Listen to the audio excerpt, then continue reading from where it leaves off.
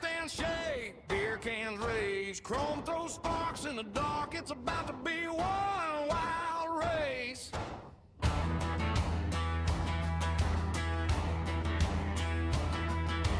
Tape down, tailgate slam, dust on loose, badge on the cam. Small town pride, big stage fight. All eyes locked on the stripe tonight. It's Friday night NASCAR on the FWM network. FourWide, door to door, turn it up, let it hurt.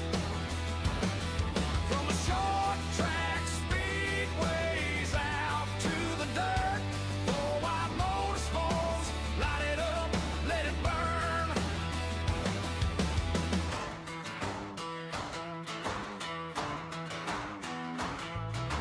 Heat waves dance on the backstretch.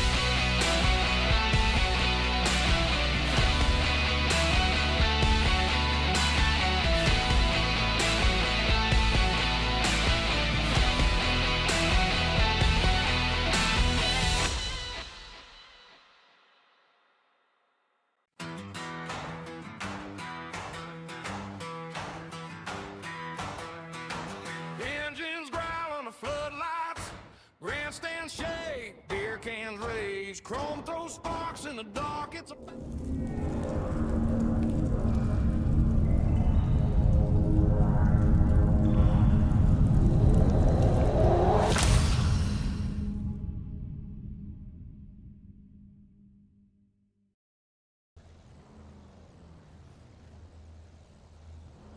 Welcome everybody into the FourWide Motorsports Network as we take the ARCA cars to Iowa Speedway for the Iowa Chooch 125. I am sitting here with the great Tracy Brown, not only an announcer tonight, but pushing all the buttons as he usually does. Tracy, how you doing? Hey man, I'm doing good. Looking for some racing action tonight. Been a long week, a lot of snow and ice. But hey, I'm ready to get it on, man. This is one of my favorite tracks on iRacing. Yeah, Tracy, last week we took some time off in the broadcasting booth due to weather and impending storms and work schedules getting moved around. But I'm glad to be back and can't wait to see what this race has to offer, as this is the last race in the regular season here. As after this race, we're going to the chase format for the next 4 races or 5 races, I believe. Yeah, and honestly, I'm ill prepared for the chase format. Not exactly sure how it's going to work, but we'll certainly catch you up on that as we go ahead and look at our starting grid here. This short track, so these guys will be making their pace laps pretty quick. Grabbing the pole, Daniel Michelle is in first in 25 car. To his outside, Stephen Luttrell in the 36. Row 2, Hunter Carlson in the 32. Paul Dillon to his outside. Harold Rothery grabs the 5th position on row 3. Wayne Cannon is in 6th. Then we got Ron Waters, Chris Golden, Joshua Tressler, Yogi Schlier. Yeah, in 11th we got Emmett Crow, and Daniel Jones rounds out the field in 12th in the 6th row there in the 17. Tracy, you cut out there at the last second, so the pace car lights are off as we make one more lap around the track until we go green. So we're gonna see some good racing here at Iowa. It's always a great track to come to, especially to end the series with points being so close. It could change up a lot of things. The top 3 are only a couple points off of each other. So what do you think, Tracy? Oh man, this track has a lot of character to it. There's bumps, there's curves, it's short, multiple lanes, so it's going to be really interesting to watch to see who's able to do what here. And we also have a stage break at lap 40, so that's going to play into the strategy as well. Oh, absolutely. Stage break is definitely going to change up things as the pace car truck dips in as we go across the Geico start zone there. As Daniel Michelle takes a great jump, but Hunter Carlson's right there with him, so is Luttrell. Just getting into that first corner. Looks like everybody spreads out, gets through that corner just fine. And we're going down the back straightaway. Oh, yes, we see Paul Dillon in the 113 car kind of making a move on Hunter Carlson, going and taking the high line. And actually, it looks like he's making it work there as well. Yeah, the high line at first probably is the preferred line, and maybe the lower line as the tires wear out a little later in the race. But that high line is probably going to be the preferred line for quite a few laps. Yes, we see Hunter Carlson. It's like whenever the high line is the preferred line, Hunter always seems to go low. And then whenever the low line is preferred line, he's always working the high line. As we see him. Yeah, he seems to go against the grain and, find something somebody else isn't going to find, as the 16 looks to take over 3rd place right there. But Hunter Carlson's fighting back pretty hard. He's not going to let him have it easy. Oh, and the 16 does take the position away from Hunter Carlson. So Rothery moves up to 4th place. Carlson will drop back to 5th. Cannon right behind him in 6th. But Luttrell's sailing off into the lead. Looks like he got a pass on Daniel Michelle. So they got a great battle going on back and forth, coming back to the front stretch, back to the line. And we're going to give it to, I think Daniel Michelle took the lead on that one. Yeah, he sure did. But, one thing is going to occur at every single race that we go to, and that's going to be Daniel Michelle and Stephen Luttrell. Some way, somehow, are going to find their ways to the front. And it looks like to me that they've already kind of got it covered tonight, man. They're already at the front. Yeah, these guys are really good and out to an early lead. And Paul Dillon in tow right behind him. He's no slouch, finds himself up front quite a bit. Hunter Carlson, he'll ride out the race, kind of get into a rhythm, but we'll see him up front too. Don't count out guys like Daniel Jones coming from the back of the field. Chris Golden can get up in that mix. Wayne Cannon lately's been up in that mix towards the end of the races and stuff like that. So anybody in this field right here can at least up in the top 5 at any point in time in this race. Yeah, I totally agree with you. The thing that I've noticed, and Paul always seems to be fast at every track that we go to, but here lately he seems to be putting together a complete race. I think he ended up finishing 3rd on Monday night, I think it was, in the truck. Yeah, you're right. When he puts together a full race, he's one to contend with. He's right up there with the leaders all the time. But you're right. It does seem like he has a hard time putting together a full race, whether it be a mistake on his end or somebody else's mistake that he ends up in. But can't count any of these guys out, especially this is the last race of the regular season. So time is to get the points right now, and you got to do it. You got to do everything you can to get a good run in the chase. Oh yeah. If you want to get that championship, you got to be a member of the chase there. And I tell you what, since we do have, everyone kind of knows the tail sorted out, and I think they're going to be pacing, just trying to make laps until the stage break.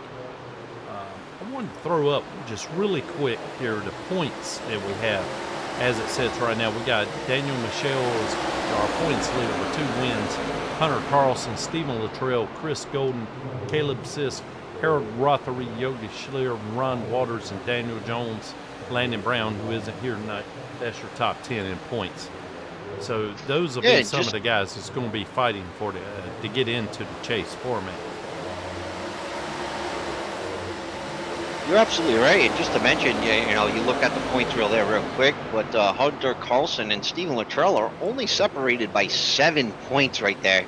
And then you got Chris Golden, separated by 20 from Luttrell. So, Chris Golden has a good race.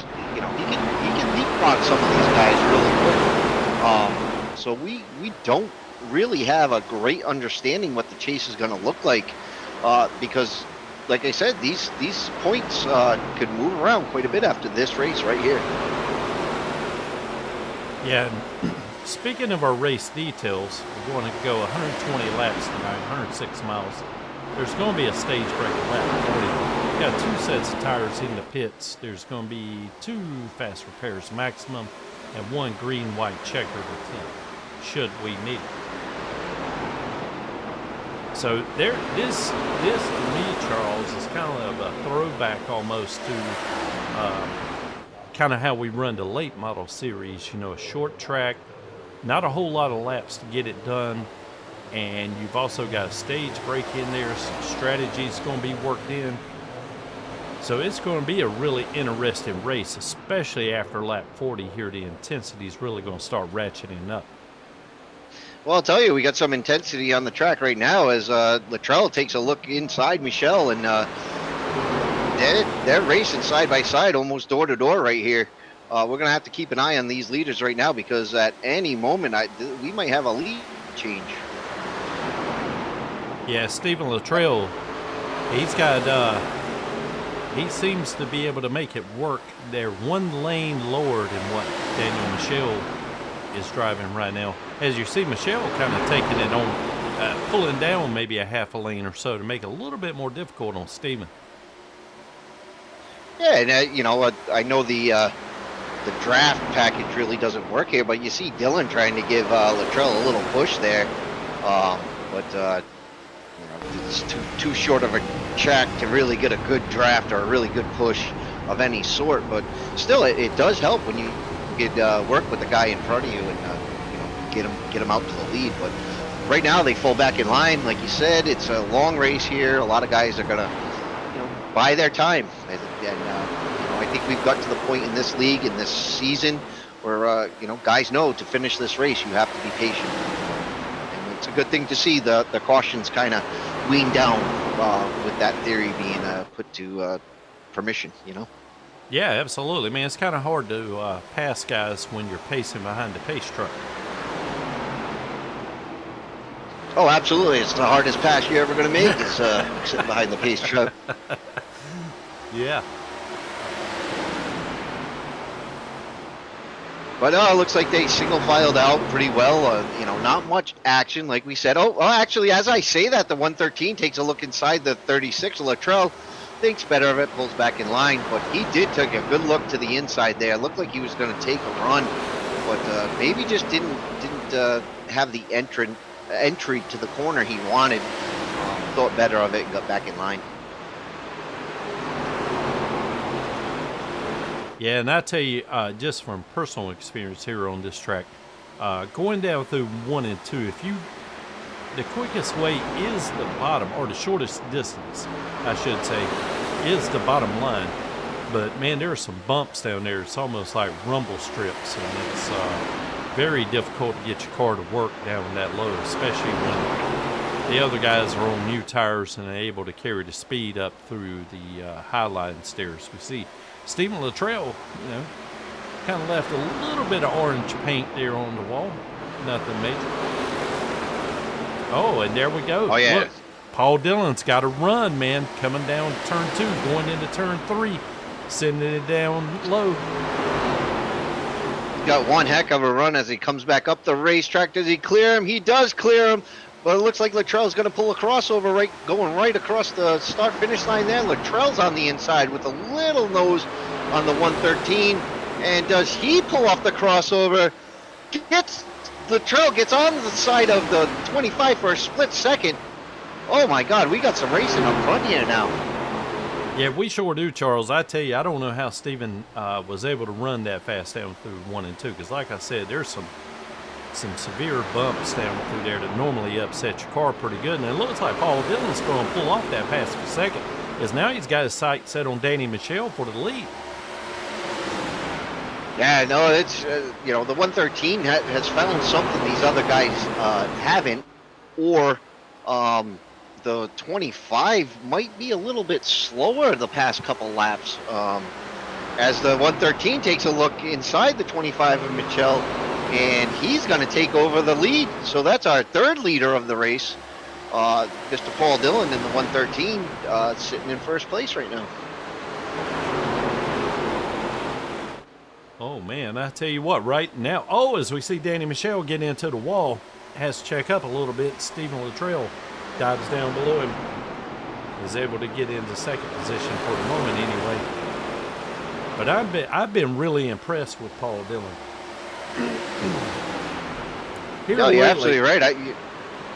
I'm sorry, Charles. I didn't mean to step on you there, man. But he just seems to me, he's always been fast, but it always seems to be a streak of bad luck for one reason or another. But after last Monday night, that finishing in third might have gave him a little boost of confidence to know that he can run with these guys. You just got to be, know when to pick your battles and try to stay away from that bad luck whenever you can. Oh, absolutely. And we see Danny Michelle trying to, try another line as he goes down to the yellow line on the bottom there. So he might not be happy. The top line might have fell off for him, and he's just searching the track right now for more speed. But as you look right behind him, you got Hunter Carlson catching up to this lead group here now, as these four cars up front seem to be sailing away a little bit on old Harold Rothery there. Yeah, they've got a little bit faster pace. And you knew that Hunter Carlson was going to be up front. It's just a matter of time. Even if he doesn't qualify up front, some way or another, he kind of eventually, just kind of works his way up through the pack and always seems to be there at the end. So this is going to be really, really interesting here. We got Paul Dillon, Stephen Luttrell, Hunter Carlson, Daniel Michelle, and Ron Walters. Top 5.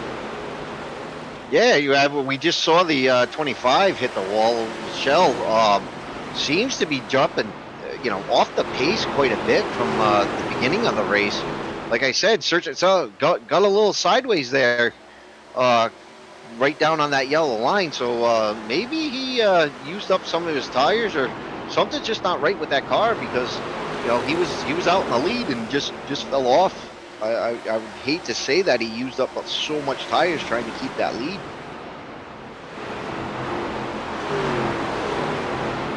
As we come 9 to go to the the stage break, he's going to use some tires, I could imagine. Yeah, so he's got 2 additional sets of tires in the pits, but if he's using all of them up in 40 laps, well, I guess that would take you exactly 40 laps per set. So, but unfortunately, you multiply this out at lap 120, and he will be slower than the rest of our leaders if this pace maintains, that is. Yeah, and I'm sorry, Tracy, you're breaking up quite a bit, so we're hearing bits and pieces of that. But what I think you're trying to say is about lap 40 will split you up for the 120 just almost perfectly there. But if it does, then by the end of the race, you're on used up tires. So if somebody could prolong a stint here, or do some sort of pit strategy where they could have fresher tires towards the end, will give somebody a great advantage coming down to the last few laps. Oh man, as we see now, Stephen Luttrell, he's starting to pick up the pace, and now he's got his eye on Paul Dillon. Oh yeah, no, Stephen Luttrell and Hunter Carlson is right in the rear view mirror of the 113. He's got as Carlson takes a look inside of Luttrell, I think Carlson wants to set up a pass. He wants second place, but the 113 has got a mirror full of these guys trying to get position behind him.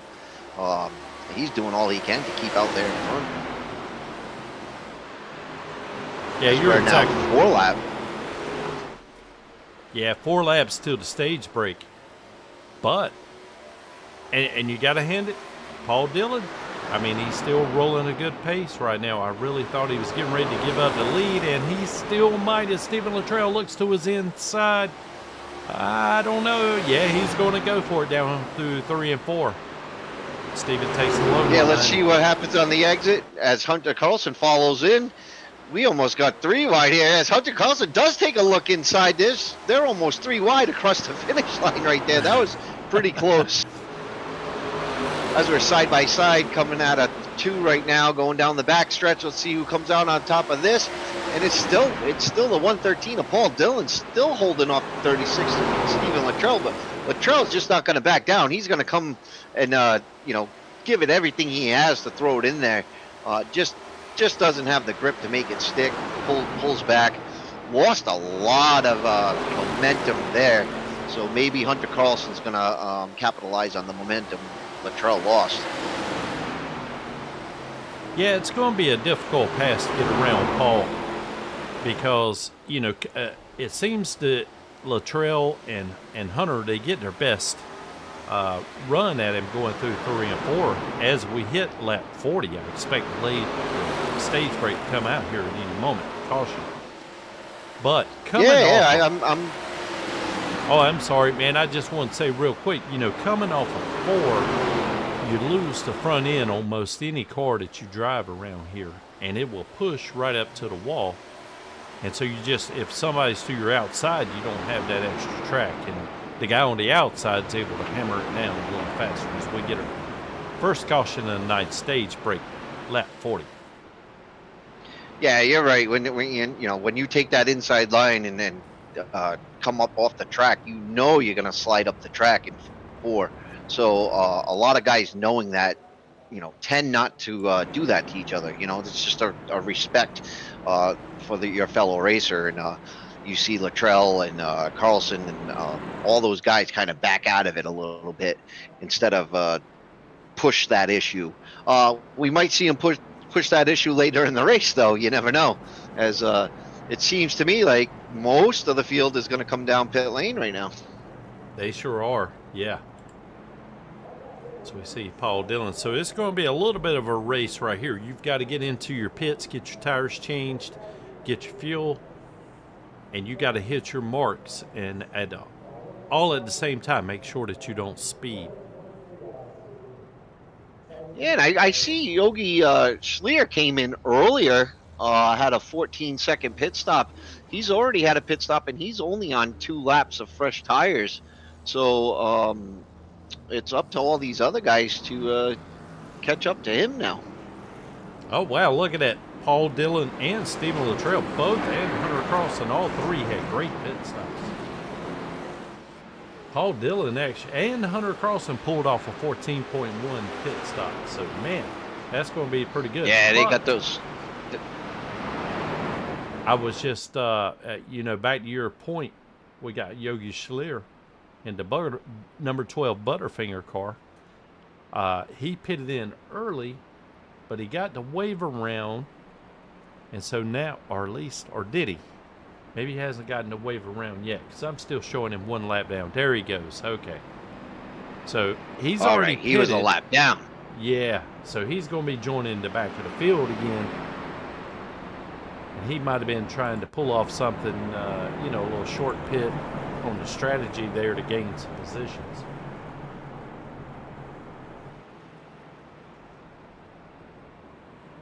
Yeah, you never know what these guys are going to do. You got to pull out something.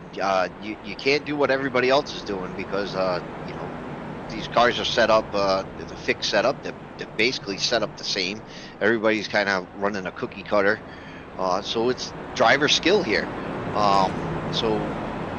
You got to outplay the guy you're racing against. It's a chess game out there, not checkers. Yeah.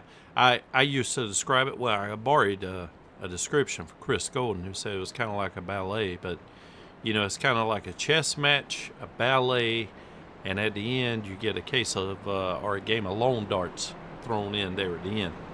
That's most of the time the way it works. And good old lawn darts. You never know what's going to happen when you play that game. Exactly. Just would like to check in with our guys on YouTube. Everyone watching us, want to say thank you for tuning in. Sorry about any kind of sound issues that we have here. We're doing our best, but still somewhat bandwidth limited here. But we do have the Stephen Luttrell fan club. Mr. William Luttrell was in here. And also our normal Friday night host, Colton Briner's in here as well, checking out everything, saying, hey guys, how you doing tonight? Man, we're doing pretty good. Wish you were here, buddy. As the lights are off on the pace car, so here we go, Charles. Getting ready to get real here, man. Yeah, as they get through the start zone and they fire off, and Paul Dillon gets a great run on the inside there. Let's see, Hunter Carlson's going to follow him down low, and Luttrell on the outside. The 25 is back up there. Let's see how he runs out now after that pit stop. But Paul Dillon takes a great lead and leaves the 26, the 36 and 32. Luttrell and Carlson kind of battling it side by side. Oh, as they figure it out. We've got a caution on the track. All right, our first caution, our first actual race caution of the night.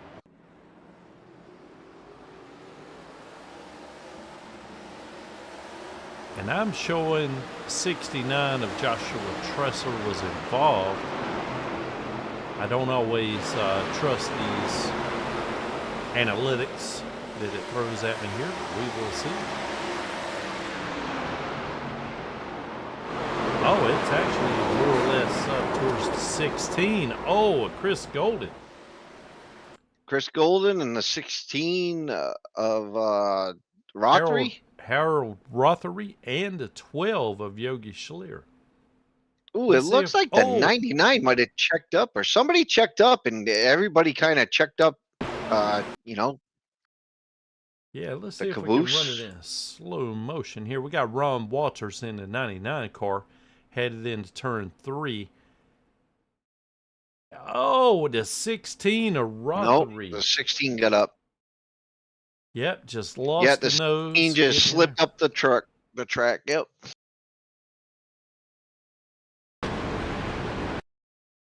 Oh yeah, there's those bumps you're talking about, and you see kind of he's chasing the front end up the track a little bit. Not there, but coming out of the. Ooh, well. Yeah, I switched cars on you there. Sorry about that. We're riding with Rothery now, so let's see if we try to get this. Yeah, just kind of lost the nose. Slipped right up. And Mr. Chris Golden. he happens to be another one of those guys that always seems to find the bad luck if there's any to be dished out. Yeah, he races the ARCA series and real life racing, and he's got the skill. Obviously, they let him on the track, and he's got the license for it. So he's got the skill, but he just seems to be at the wrong place at the wrong place at the wrong time, and it's unfortunate because you'd like to see him do good. Yeah, absolutely, man.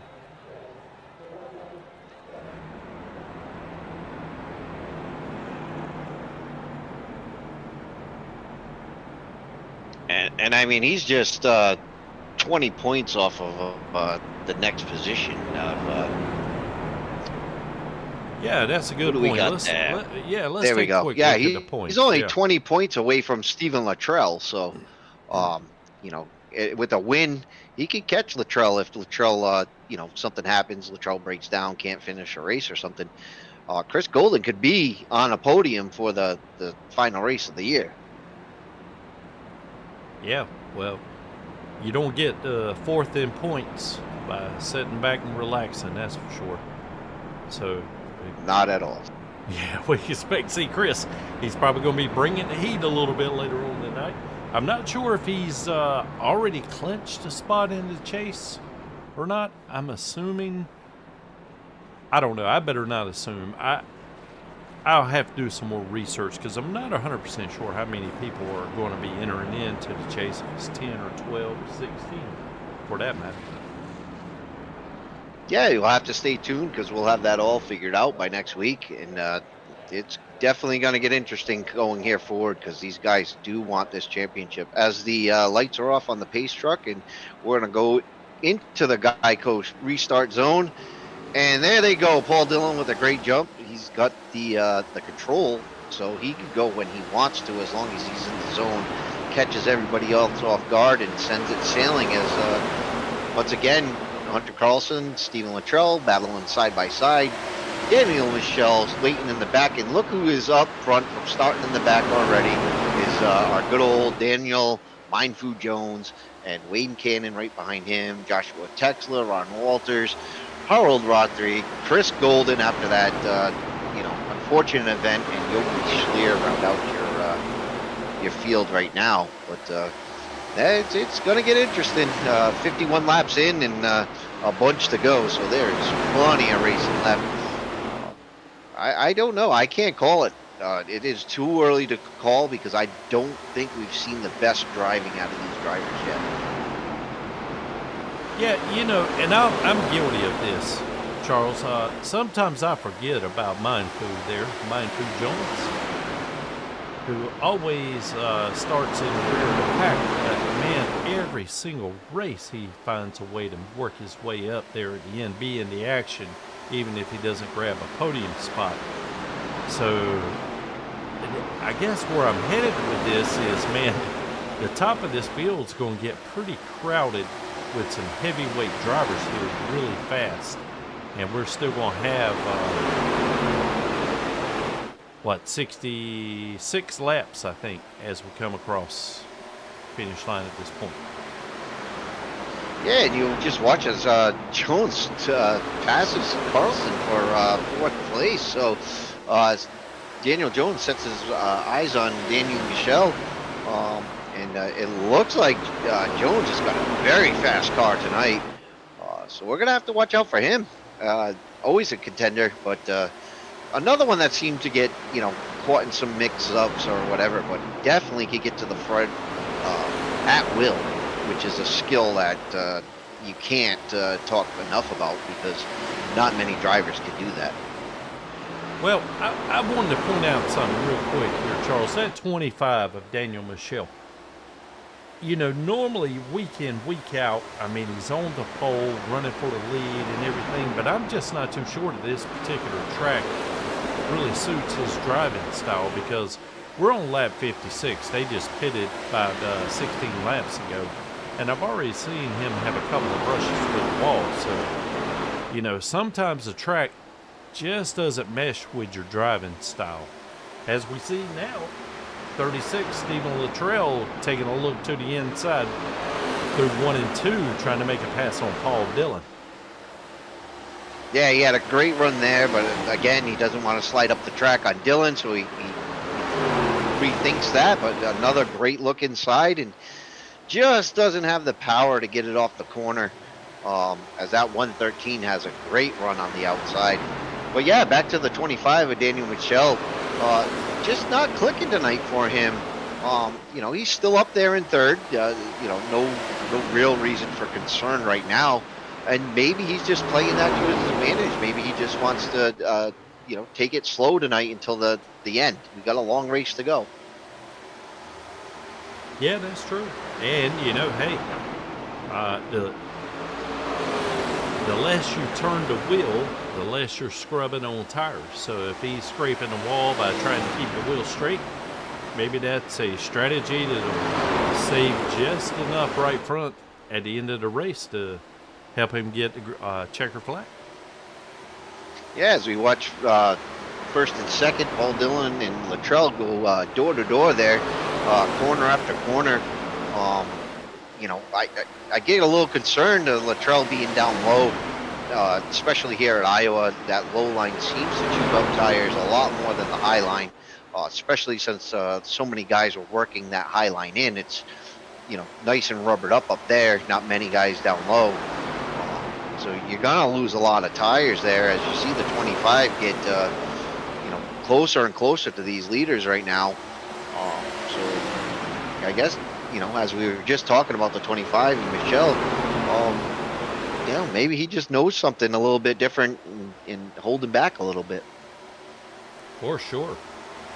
And, you know, back to Paul Dillon, one thing that I noticed he was the one going through 3 and 4 was he was kind of entering a little bit lower to help him get through the corner as Steven was taking a low line. Steven, he's looking to go to the high side. So, you know, almost trying to cut the corner as much as he could and still have the high lane to kind of let the car roll out next to the wall and develop full speed as soon as possible. Yeah, as we see the 36 get right tight to the 113, trying to give him a little push around the track there.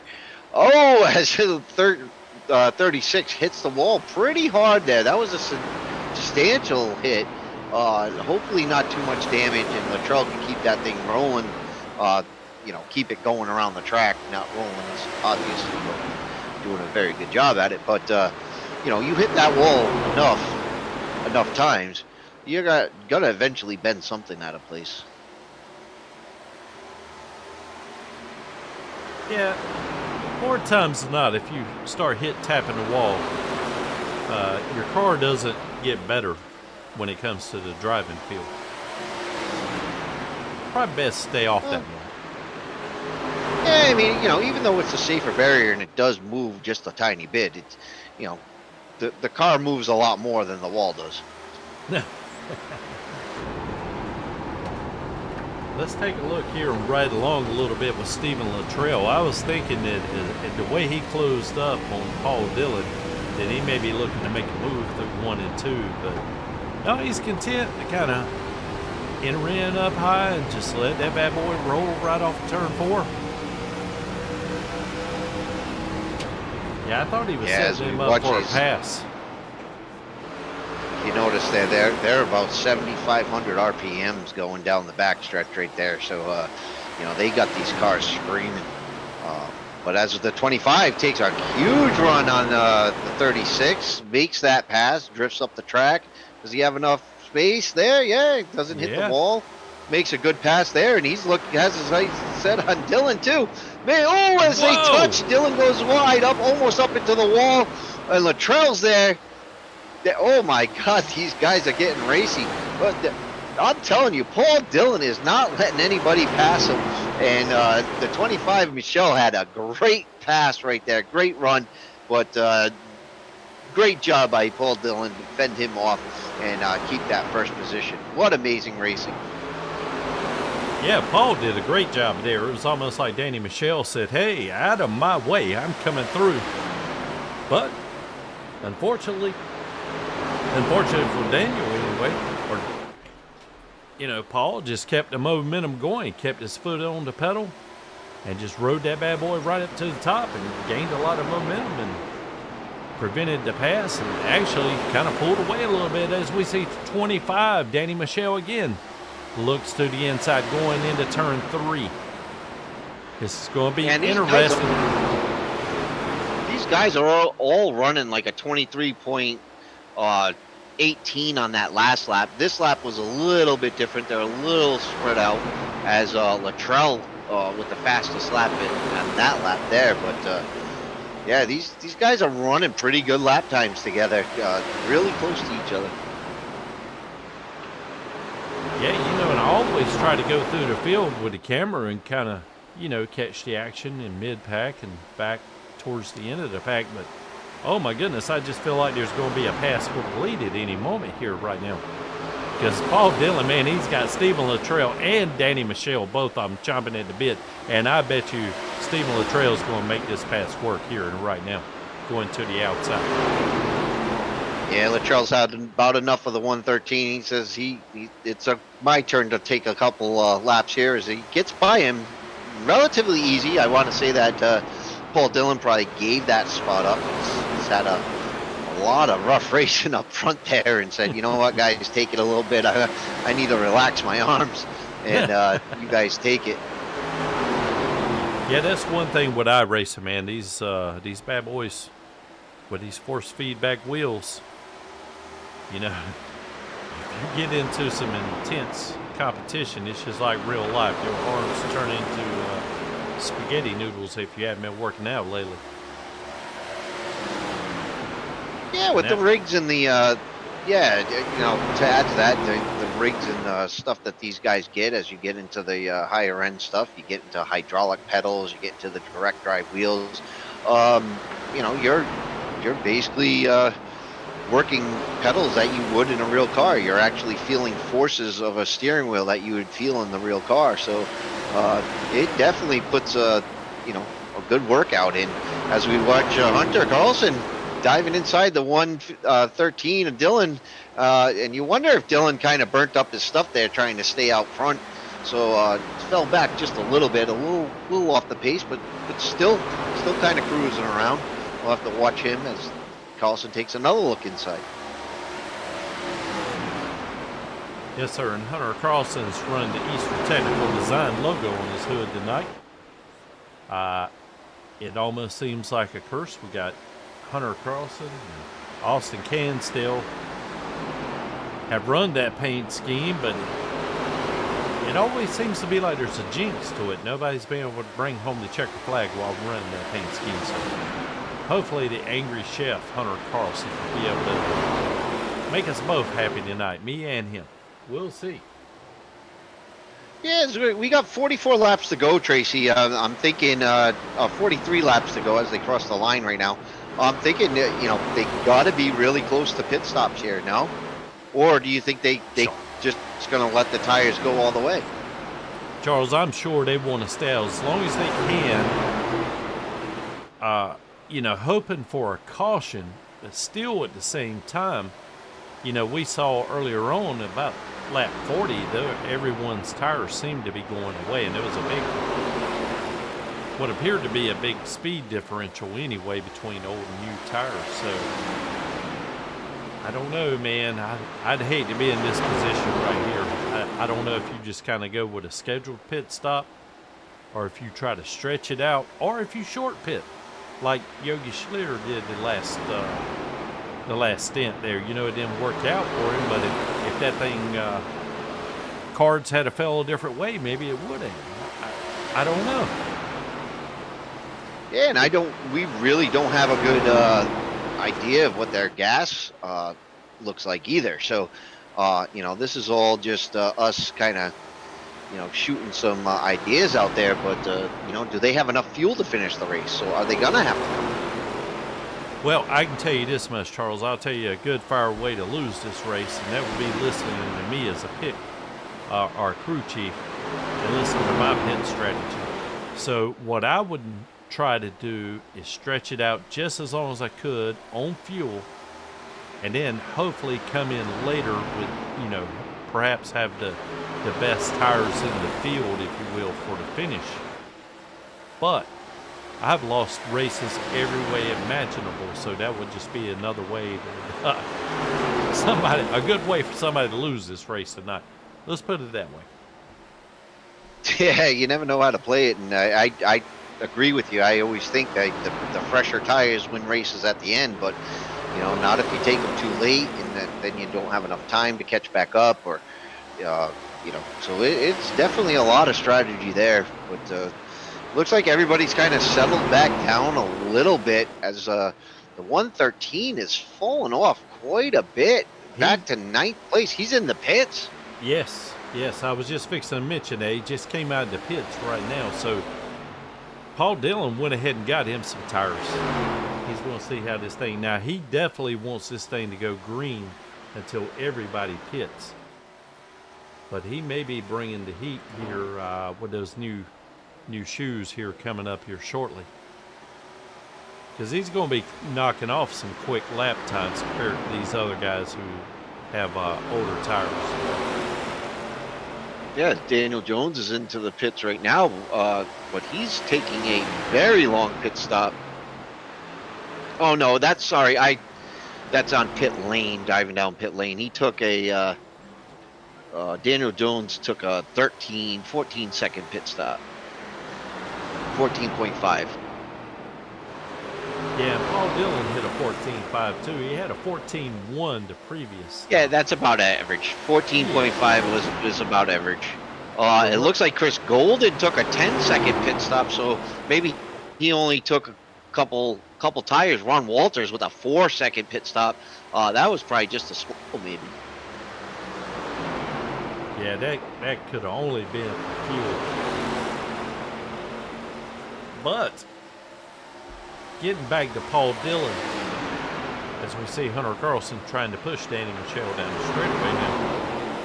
But think about this. Paul Dillon is out there right now making faster laps than the leaders are, or at least I would assume he is. Let me check real quick. Okay. Well, Stephen Luttrell is still a 23.1. Paul Dillon, his last lap was, I'm sorry, that's the best lap. Whoops. Yeah, again, Tracy, sorry, we kind of lost you. Steve Luttrell comes down into the pits right there, and you got Michelle and Carlson out front. As you see Luttrell coming down pit lane for much needed tires and service. Yeah, and hopefully 32 laps to go. Hopefully I'm back online here now, but I was just thinking that Paul Dillon is making faster laps right now. So the longer these guys stay out, and after the pits work themselves out, Paul Dillon, by short pitting, may actually have gained some time by the time everything sorts out. We'll see. Yeah, very much so. I mean, that's the ideal way to work that, as we see Hunter Carlson come in. And he leaves Michelle out there, which Michelle's gonna take the freshest tires towards the end of the race. I think him and Joshua Tressler are the only two that haven't taken their second pit stop right now.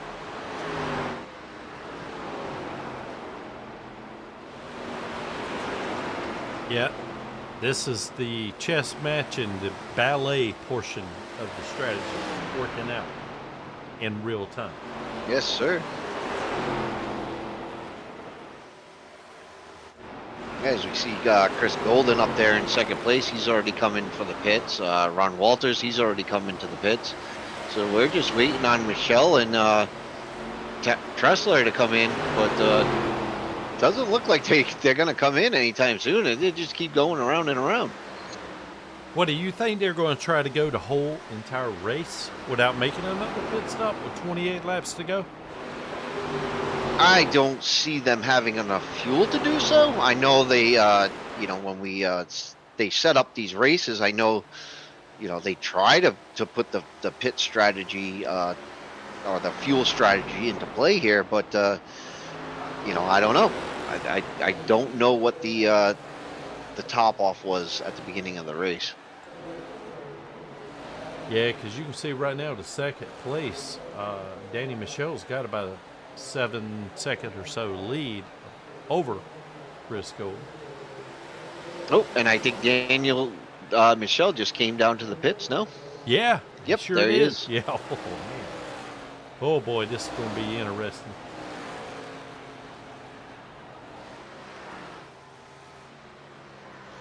Yeah, and Tressler's still out there. Nope, just came down now on lap 52 stint.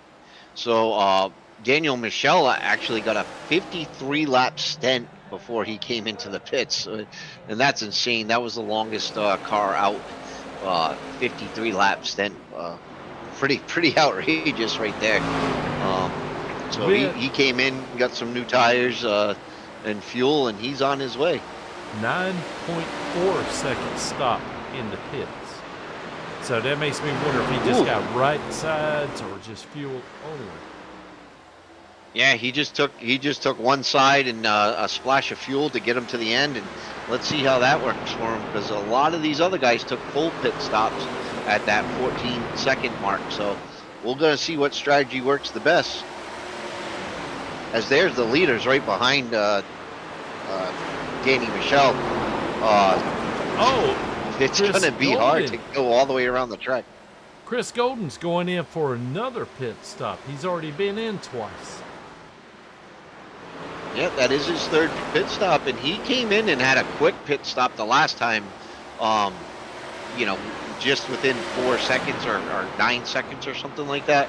So you know, he might have forgot to click tires or something didn't go right where he had to come back in and reset. Well, I tell you what, it looks like to me, and I could be wrong about this, but it looks like the 113 of Paul Dillon, I'm not sure if short pitting was the appropriate strategy or not, because he did short pit, was probably making better time than Stephen Luttrell and Danny Michel. But after everything cycles out, he's in third spot. Yeah, and I don't know how Michel cycled out in first again, but Luttrell's in second, and it's saying Michel is in first. The only thing that I can think of is Michel must have taken either 2 tires while everyone else took 4, or just fuel only. But with 21 laps to go, if he only did a fuel only stop, Stephen Luttrell, I think, is going to eat him up here before we see the checkered flag. Well, they're only running 0.2 second difference. So, and then Paul Dillon's running almost a second difference, and everybody else behind him. So, Danny Michel and Stephen Luttrell are running 23 second laps, 23.6, 23.7, and then Paul Dillon back is running 24 plus, with Hunter Carlson just doing 23. So, yeah, it looks like Michel just sailed away with it.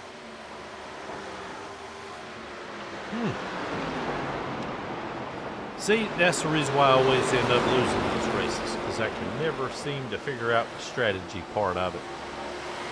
As we see Hunter Carlson taking a look to the inside, and I think he's going up past Paul Dillon.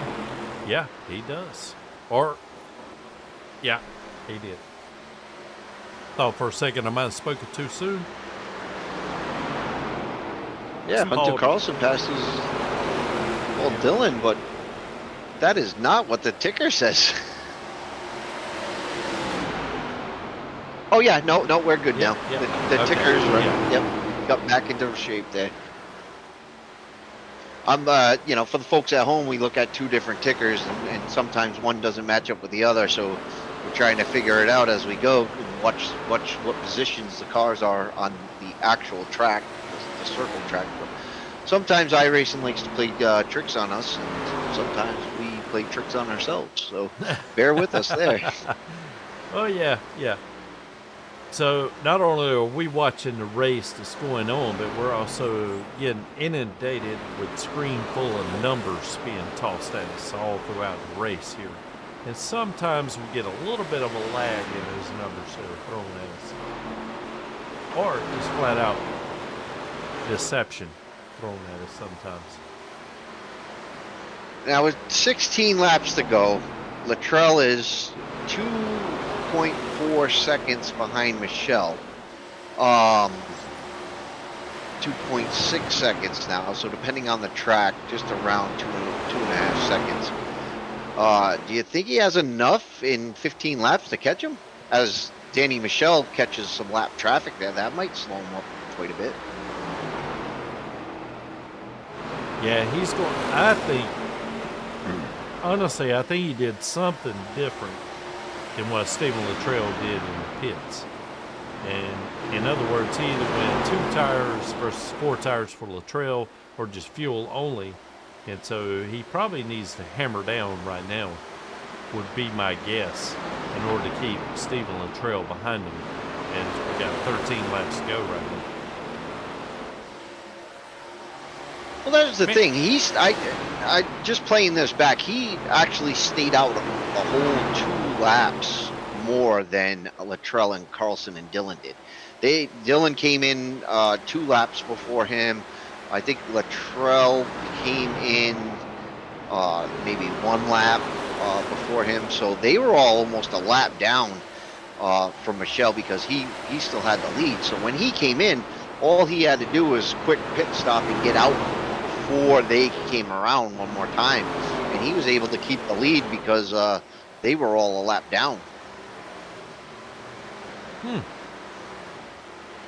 I don't know, man. I had to run this thing back in a replay version to figure out what happened here because, yeah, you're exactly right. It looks like to me that Danny Michelle, he pitted 15 laps ago. Stephen Luttrell pitted 21 laps ago, 6 laps difference. And Danny Michelle only had a 9.4 second stop, whereas Stephen Luttrell had a 14.1, which is a great stop compared to everyone else throughout the day. But 9.4 just seems to me that that's fuel only or 2 tires or something different. Yeah, as we're losing you again, Tracy, just want to let everybody know we're 9 laps left into the race, and Luttrell's doing all he can to catch up, but he's actually losing time now to Michelle. He's now 3.1 seconds back. So the Daniel Michelle just sailed away with this. Perfect pit timing, barring any huge spins or something going wrong. It looks like Michelle has won the chess match so far. He's just got to put it away. Yeah, and he's done such a good job with the chess match that he may not have to contend with the lone dart session. Yeah, you definitely hope not, because you never know where those things are going to land. One caution, and we can be right back in Lone Dart City. Oh, absolutely. A late caution within 7 laps left as, we come down to the last 6 now here. One big caution could change everything up. And, you want to see it because you want that great, exciting finish. But also, I'm sure these guys want to get off the track because it's been a long race for them. There was a lot of racing up front and a lot of lead changing. And I'm sure these guys are ready to walk away from their car now after this hard-fought race here tonight. Yeah, not a lot of caution laps to which to regain your composure. And No, not a lot of relaxing time. I know when we get a lot of caution laps or there's caution laps, I get to take the hand off the steering wheel a little bit, shake them out, shake the legs out a little bit, and then get back to it when we go green. But when you have green flag stints like this, one real accident caution and then the stage break, you don't get much time to reset at all. no, in every single lap you are focused on how can I improve my previous lap time. exactly. As to, you see Carlson go way up into the wall. As Yeah, I just was saw that it. Carlson? Yeah, that was Yeah, way up in the wall, there. and then Yeah. then so you got Daniel Jones a lap down. Was in that mix though. I thought Daniel Jones was for position there, but unfortunately he was a lap down with Chris Golden, Wayne Canyon, Daniel Jones, Tressler, and is that Yogi Schleer? It's 2 laps down, but unfortunate for them that their race did not work out as good as they wanted. As we got 2 laps to go, coming to the white flag this time.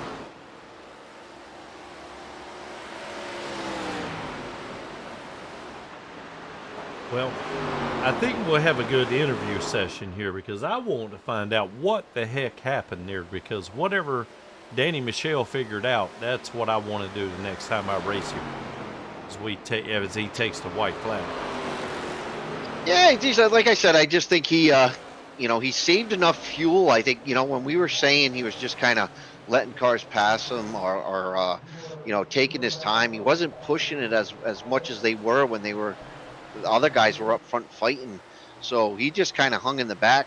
Must have saved enough fuel to outlast these guys on a fuel run by at least 2 laps. Put everybody a lap down. So by the time he came in for fuel and tires, he could short pit them, get back out in front of everybody, and stay on the lead lap. As we finish the race with Danny Michelle in first, Stephen Luttrell in second, Hunter Carlson third, Paul Dillon in fourth, Harold Rotary is your top 5. Wow. Well, my smooth brain just can't figure out exactly what happened there. But I tell you what, we'll see if Danny Michelle here is going to give us a smoke show. Oh, no. He's going to pretend, or not pretend. He's going to act like he's been here before. Oh, my God. If I ever win one of these things, man, I will burn it down to the rear tires are going. I promise you, Charles. But anyway, there is You our and me winner. both.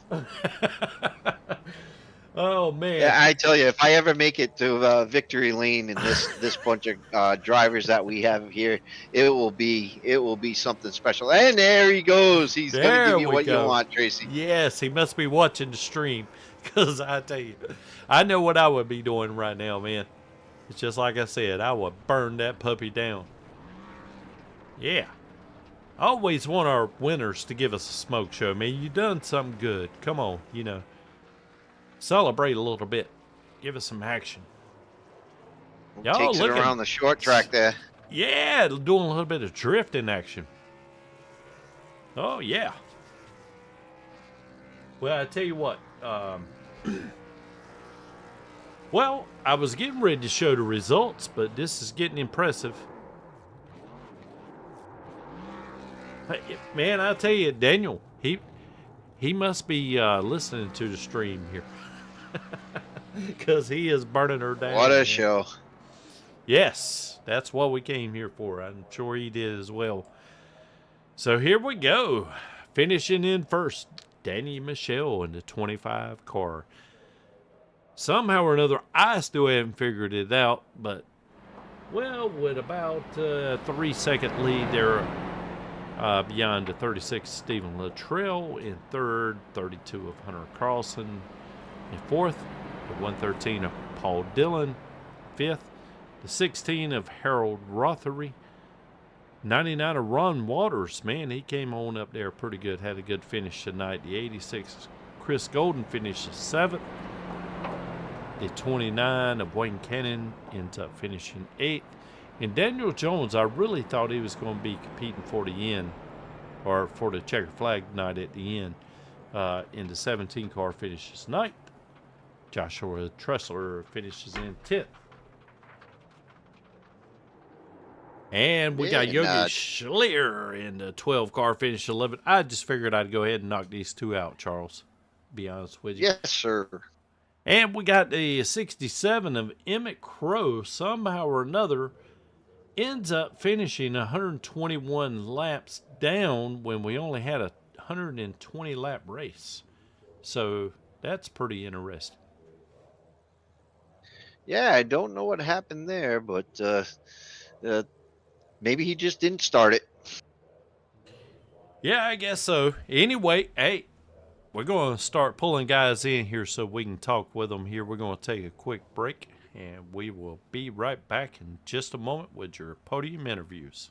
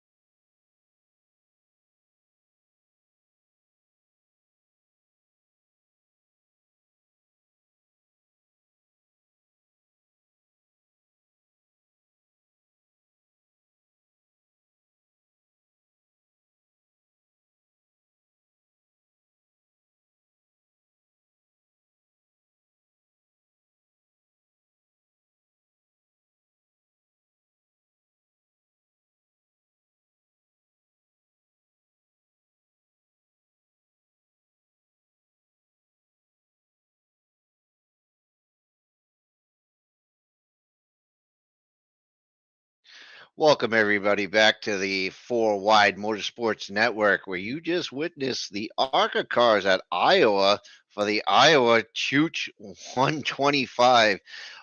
What an amazing race that was. And I have our producer, broadcaster, Tracy Brown, who's caught up with our third place finisher, Hunter Carlson. Let's see what they have to say.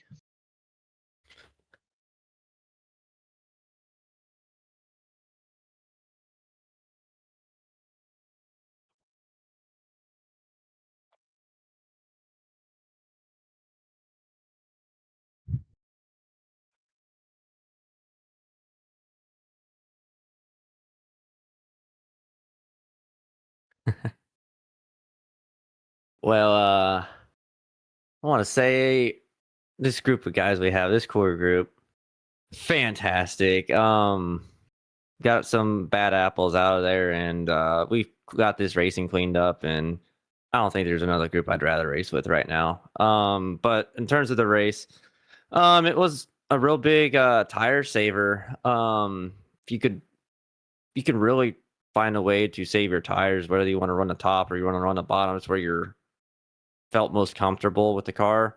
For me, I found a line on the bottom that was fast and easy on the tires, almost too easy. It'd take about 20 to 25 laps for my tires to really start to come in. And that's when I'd start catching Steven and Paul and Dan. And I would do that both the first stage and started the second stage into that last run. I think I pitted a little, either I messed up my pit selection there and pitted somewhere in the middle between the Steven and Dan and put myself behind Steven and well behind Dan, who had the better strategy. And that was something I was thinking about, but decided to go against it and bit myself in the butt, but I can't complain with third.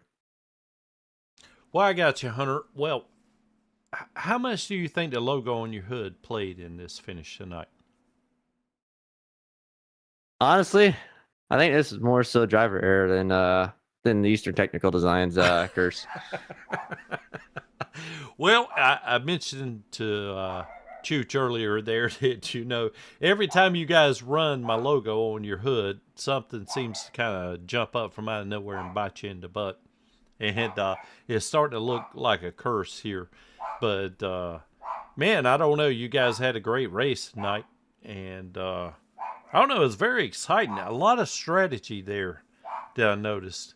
And anyway, man, I guess I just wanted to see if you got anybody that you'd like to thank tonight. Yeah, I want to thank obviously you and Eastern Technical Designs. Appreciate everything you do and love having them on the hood. And I want to thank everyone over at Copperhead Racing. I know they don't race much around here, but they always support me. We still talk every day. And I want to thank FourWide Motorsports Network for everything that everyone that works behind the scenes there. You Tracy, Charles over here, Colton that's watching, Scott.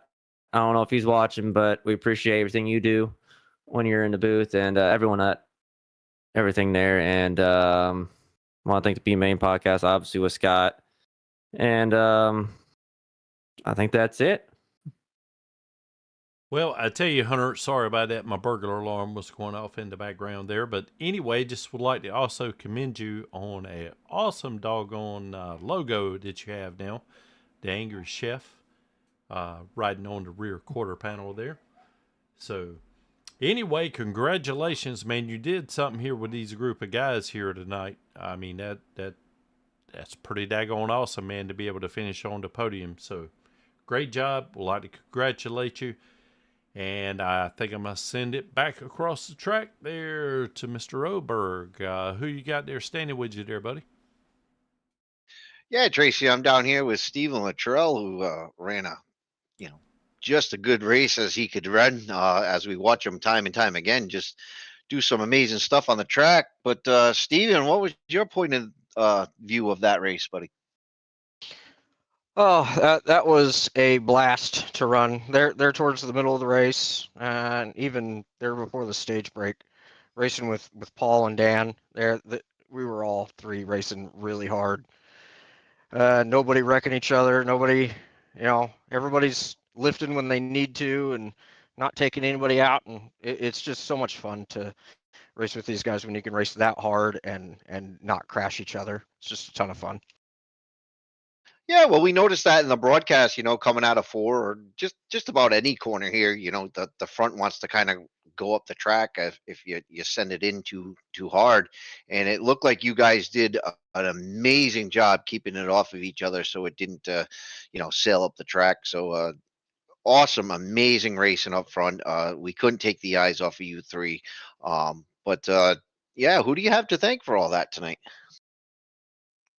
I got to thank mom and dad, my wife for letting me do this every day, and my kids for supporting, and all the fans out there watching, if anybody's out there watching. And I got to thank all of my sponsors. Never mind.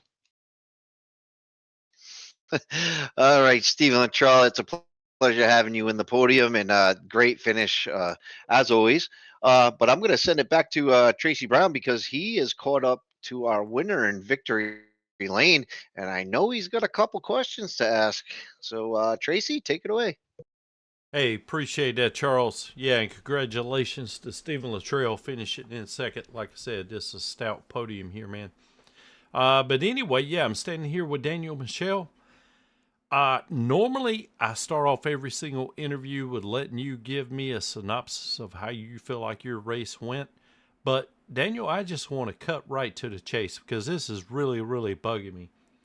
At the last pit stop you had, it was 9.4 seconds.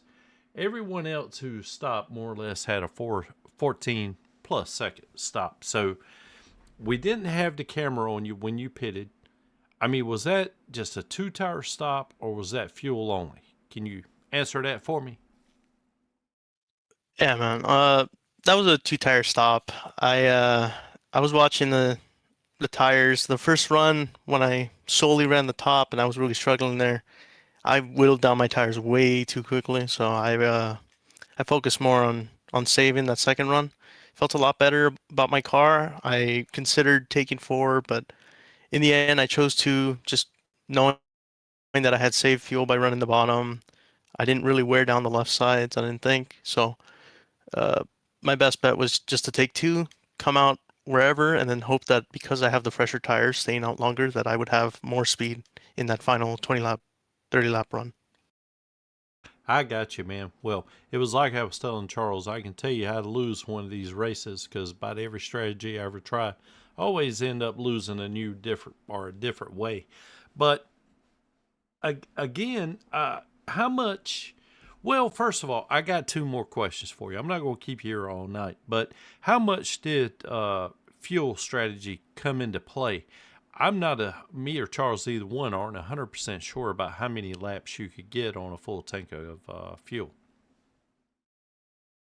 So the fuel strategy, we could get, I believe, 50 laps on fuel, and or around 50 laps, just under, I believe. But I was able to save up to 57 laps, but I didn't stay out the full stint. I could have stayed out a little longer, but I was noticing lap times, and I just considered taking 2, take as much fuel as I can to make it to the end, and that's it. So just went in maybe 4 laps after Hunter, and then decided it's time to go. Well, okay, my last question, and then I'll leave you alone because I'm picking your brain, man. You ended up, with a pretty significant distance here winning this thing. And I'm trying, as a racer myself, trying to figure out exactly how you did it. My next question and my final question is, obviously tires played a part here tonight, but what made you think that you could take on 2 tires and be able to maintain your lead or whatever you gained in the pits by taking on 2 would be enough to outlast the guys that were taking on 4? So it's funny you asked that. My first run in that green flag run before the stage, I ran my tires to the bone. Like I had 50% on my right front by the end of that run, I was not feeling good. So I knew immediately I needed to change up my line. Once I got through that second stint, maybe 50 laps in, I was considering weighing my options, whether or not I'm going to take 2 or 4. But the car felt amazing. I could rotate the car, I could still put it where I wanted. And since the last stint, I had only worn down the right sides. My left sides were still at 91. So at that point, I just figured, well, if I take 2 and I get the gap in front of the 2 guys behind me, whether that was Steven, Hunter, or Paul, I just gotta do what I can with my fresher tires and push as hard as I can. I got you, man. Well, I appreciate you explaining that to me. Like I said, I just couldn't figure out your strategy, and obviously it was working, and so I have filed that away for use at a later date myself. So anyway, Daniel, yeah, man, thank your sponsors or anyone else you'd like to thank here. I just want to thank the broadcast, obviously putting on a show on the track, but you guys are putting on the show on the stream, so doing an amazing job there. The admins hosting this league, getting us to the chase here, going to the playoffs. Everyone who showed up today, really fun. Lap cars behaving, everybody doing their thing, but just amazing race overall. This league's been a lot of fun to be in, and everybody supporting it has been doing an amazing job. Yeah, I totally agree with you there, Daniel. Appreciate the kind words to the broadcast crew, man. Obviously, we're amateurs, but we do our best. But, you know, whenever you guys put on a great show, it makes our job a lot easier. And anyway, it was just really intriguing to me, you know, being a driver myself. Just, I don't know. Don't want to go on and on, but hey, man, there was a lot of stuff going on that might not be picked up by people that view this race. We kind of see the strategy evolving and whatnot, and just want to say congratulations. I'm assuming that you are into the chase. Charles and myself are going to have to kind of dig into the rules and regulations on the chase, see exactly who's in there, but we'll certainly have that figured out before next week. But again, just want to say congratulations, and I want to send it back up to my partner here at the other end of the virtual couch, Mr. Charles. Wait a minute. We should say this like the race grand marshal almost. Charles Chooch Oberg with the Iowa Chooch 125 recap. Yeah, Tracy, thanks a lot. I'd like to tell everybody right now that race, everybody in that race, what an amazing job. One caution, 120 laps, 125 miles. What an amazing race that was. But we do have a few things here that I'd like to mention before we sign off. I would like, Tracy, if you can, to bring up our sponsorship advertisement here.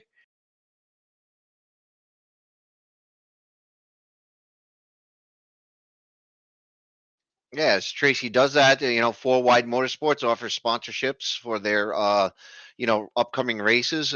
That is something that we're going to run season after season after season. So, you know, go ahead and take a look. You get a full race for $45. That gives you everything you see there.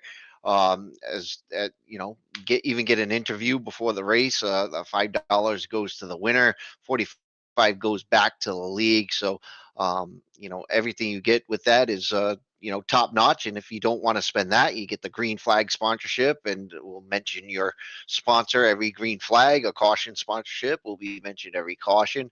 White flag and checkered flag are, you know, once a race. But yeah, we have a package for just about every situation there. So definitely check those out. Um, the space is limited, so you want to get those in as soon as possible. And then you could check out FourWide Motorsports. We're always looking for drivers, and you know, from iRacing to monster trucks to so many different things. The NASCAR 25 on PS5. All skill levels are welcome. Different days of the week you could choose from. So definitely join our Discord. check us out there, and yeah, join the crew. FourWide Motorsports, always looking for clean racers and a lot of fun here. And with that, I'll take you through the sponsors. So we got FourWide Motorsports and FourWide Motorsports Network here. Crow Foot Hat Company, Eastern Technical Designs, 86 designs. Yeah, all these, was it Biddy? Sports drinks we got here. So quite a few Bibby sports drinks, Crowfoot wraps. Guys, Tracy, you did a wonderful job tonight. Thank you to our producer. And on behalf of FourWide Motorsports, I'm going to sign off. I think I've talked enough tonight. Guys, have a great night, and we'll catch you next week for the chase.